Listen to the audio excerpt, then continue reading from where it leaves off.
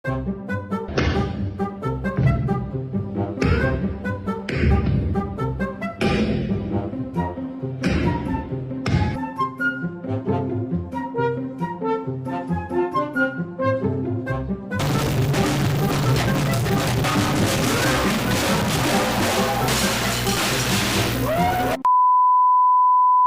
mungkin pernah melihat beberapa pertunjukan tadi, apakah itu di TikTok, Facebook, atau di Instagram. Video-video itu telah ditonton lebih dari 1 juta kali. Makanya nggak heran ada banyak reaksi yang muncul dari netizen.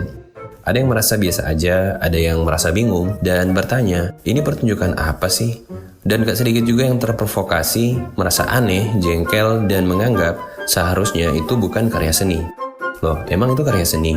Nah, apapun reaksi publik yang muncul, pertunjukan tadi itu tetap dianggap sebagai karya seni. Setidaknya bagi para pelaku serta penikmatnya dengan istilah modern art atau seni modern.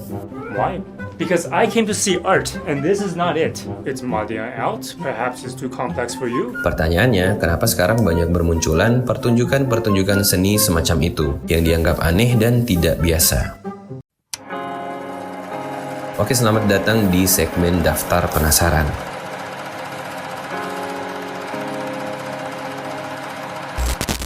Menentukan apakah sesuatu dapat disebut seni seringkali merupakan hal yang sangat subjektif dan dapat bervariasi tergantung pada perspektif individu, budaya, dan konteks. Sampai saat ini memang tidak ada definisi tunggal terkait sejauh mana batasan sesuatu itu dikatakan seni atau bukan. Makanya nggak heran saat ini siapapun bisa dibilang memiliki kebebasan untuk mengklaim apapun yang mereka lakukan adalah sebuah kegiatan kesenian. Selama itu masih berkaitan erat dengan pengekspresian diri, ide, konsep, bahkan emosi. Dengan cara-cara kreatif melalui berbagai media eksternal seperti lukisan, musik, tulisan, teatrikal, dan lain-lain. Everything can be art. Seperti Ryosuke Kiyasu, seorang seniman kontemporer asal Jepang dengan pertunjukan snare drumnya, yang terlihat seperti orang yang sedang kerasukan yang memukul berbagai sisi snare-nya yang terlihat seperti asal-asalan saja, sehingga menciptakan suara yang dinamis, eksploratif, bising, bahkan kacau.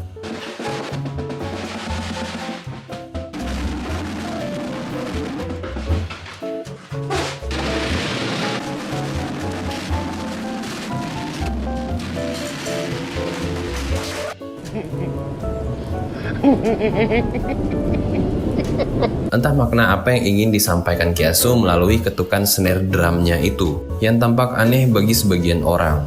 Namun itulah cara Kiyasu mengekspresikan dirinya secara kreatif. Atau bisa saja, ya memang gak ada makna apapun selain upaya mengeksplor berbagai suara yang bisa dihasilkan sebuah snare drum. Seaneh apapun itu, Kiyasu telah melangsungkan konsernya di berbagai galeri kesenian di berbagai negara dan mendapatkan apresiasi dari para penontonnya. Ada yang tepuk tangan, bingung, ada juga yang seperti menahan tawa. Ya begitulah, audiens bebas menafsir, berkomentar, dan memberikan reaksi. Ada juga pertunjukan yang berjudul The Sound of Cheese, di mana senimannya akan menghantamkan sebuah mikrofon pada tumpukan keju, sehingga menghasilkan suara yang unik dan khas kekejuan.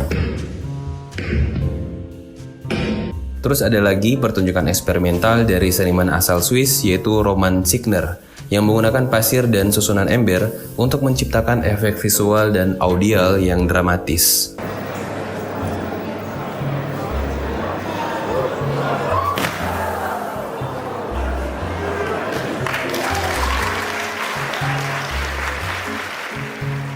Dan sebenarnya masih banyak lagi pertunjukan atau karya seni yang dianggap aneh bagi banyak orang, yang tentu akan panjang kalau dibahas semuanya di sini. Nah, berikut beberapa alasan kenapa sekarang bermunculan berbagai pertunjukan atau karya seni tersebut. Yang pertama, ada eksperimen dan inovasi dalam seni. Para seniman selalu mencari cara baru untuk mengekspresikan diri melalui karya mereka. Eksperimen adalah bagian penting dari proses kreatif dan seringkali menghasilkan bentuk-bentuk seni yang tidak konvensional. Dalam dunia seni kontemporer, seniman didorong untuk mengeksplorasi media baru, teknik baru, dan ide-ide baru yang mungkin belum pernah dipikirkan sebelumnya. Kemudian ada juga diferensiasi dan keunikan. Di dunia yang semakin kompetitif, seniman berusaha untuk menonjol dan menarik perhatian audiens. Pertunjukan yang unik dan tidak biasa dapat menarik lebih banyak perhatian dan menciptakan buzz di kalangan penikmat seni. Keinginan untuk menjadi berbeda dan dikenang mendorong seniman untuk menciptakan karya yang mengejutkan dan menantang ekspektasi. Kemudian ada juga pengaruh media sosial dan teknologi. Media sosial telah memainkan peran besar dalam penyebaran seni yang tidak konvensional. Platform seperti Instagram, YouTube, dan TikTok memungkinkan seniman untuk berbagi karya mereka dengan audiens global dalam hitungan detik. Konten yang unik dan aneh seringkali memiliki peluang lebih besar untuk menjadi viral, menarik perhatian jutaan orang di seluruh dunia. Dengan adanya platform digital dan acara seni yang lebih terbuka, seniman yang sebelumnya tidak memiliki kesempatan untuk tampil, sekarang memiliki platform untuk menunjukkan karya mereka, tak peduli seberapa tidak konvensionalnya karya seni yang mereka ciptakan. Festival seni, galeri independen, dan platform online memberikan ruang bagi seniman untuk bereksperimen dan menampilkan karya mereka kepada audiens yang lebih luas.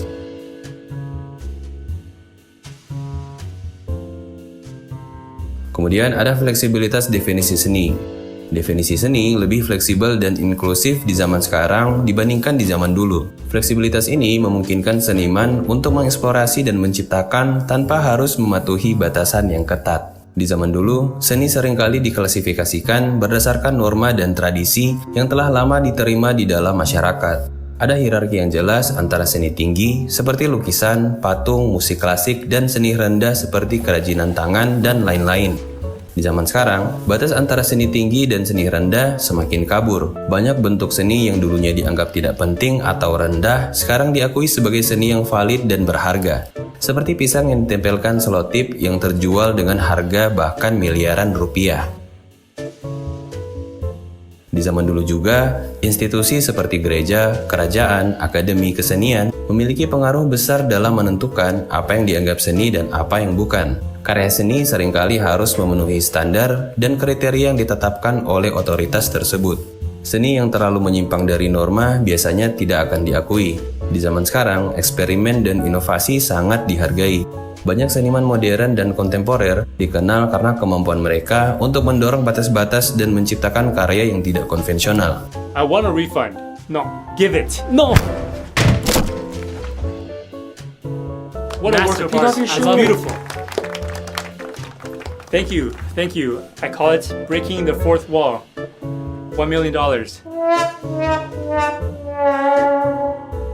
Nah, gimana? Menurutmu, apakah pertunjukan-pertunjukan tadi itu adalah sebuah karya seni? Silahkan komen aja. Oke, sampai di sini dulu obrolan kita kali ini. Jika kamu suka dengan pembahasan seperti ini, silahkan like dan subscribe. Sampai nanti dan teruslah penasaran.